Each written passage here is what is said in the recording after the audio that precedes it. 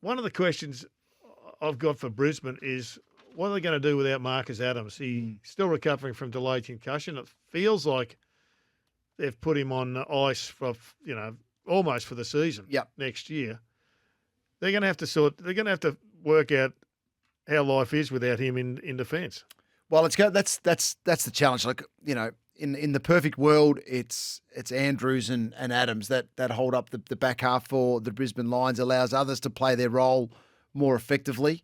And so that's, Darcy Gardner gets to play a better matchup that suits him in terms of height and size. And so, yeah, it's a big loss in terms of their structure. So now they go to probably Jack Payne is the likely replacement. They did. And is he good enough? Well, I think he's good enough in terms of, his ability in one-on-one battles. He showed some really good signs as a defender. My worry with Jack Payne is that if he makes one or two mistakes early on in a game, you could lose him for the game. And that's the problem. What's he now? He'd be 23, 24. Yep. He's a big guy. He's seriously a big guy. You're either going to make the grade. Well, this is it for him, isn't isn't it? Or they're going to start looking somewhere else. Yeah, well, this year is his year then, because with no Marcus Adams, he probably gets at this time of a pre-season, Chris Fagan's in his ear saying, "You're our guy." Yep. So he's already got that confidence from the coach. Now it's up to Jack Payne to stand up and deliver. And what he will do, if he can stand up and take the lockdown role as in defence and not try to be too creative and just keep his game extremely simple, then Harris Andrews can play a role that will get off and suit him and intercept and turn the game around for the Brisbane Lions. That's not the role of Jack Payne, and he needs to just understand that his role within the lineup is to just negate and make it extremely difficult for the big key forward of the opposition, because each opposition now will have two or three up there that can seriously challenge in the air. So his role becomes extremely important for the Lions. Injuries everywhere at the present time. Couple of concussions, as we know. But the discectomy on Sam Walsh and his recovery time, which, is being pushed out to, the second half of the season, that's a concern, isn't it? I mean, Carlton's season was robbed because of injuries last year, was certainly damaged.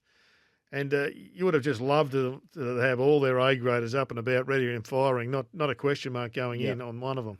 That's right, and we understand the class of Sam Walsh, what he brings in terms of his running ability and his 30-plus disposals week in, week out, and he gets back, in the red time of quarters, that Sam Walsh is the one pushing back hard to help defence or pushing forward to try and assist inside 50 or even score himself, which started to improve. So that's a loss in terms of their structure. But what it does do, and I hope and Carlton will be smart with this, is that if they're in a really strong position at the halfway point, you set Sam Walsh up for a finals return. You don't need to then rush him back at that particular point to put some pressure on him and his body and the severe operation that he's had.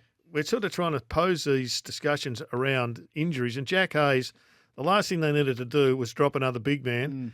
He has cracked his metatarsal in his left foot, meaning he's got a 10-week recovery period. So that seems to me like it might have been a stress-related issue that has opened up. Had one of those myself in the day, and you've just got to get off it. How long did it take you to recover? Can you remember?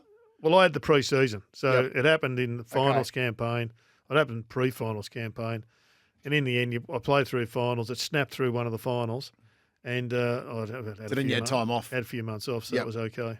No operation required? No, I was a bit lucky there because it was the navicular, not the metatarsal, but you've got to get off it. Well, and this is the thing for Jack Hayes and the story of played 5 games last season, knee Rico. Yep. And, it's asked some questions of Ross Lyon in the early stages of his appointment back at St Kilda with King going down and now Hayes as well. So all of a sudden his key structure has taken a hit.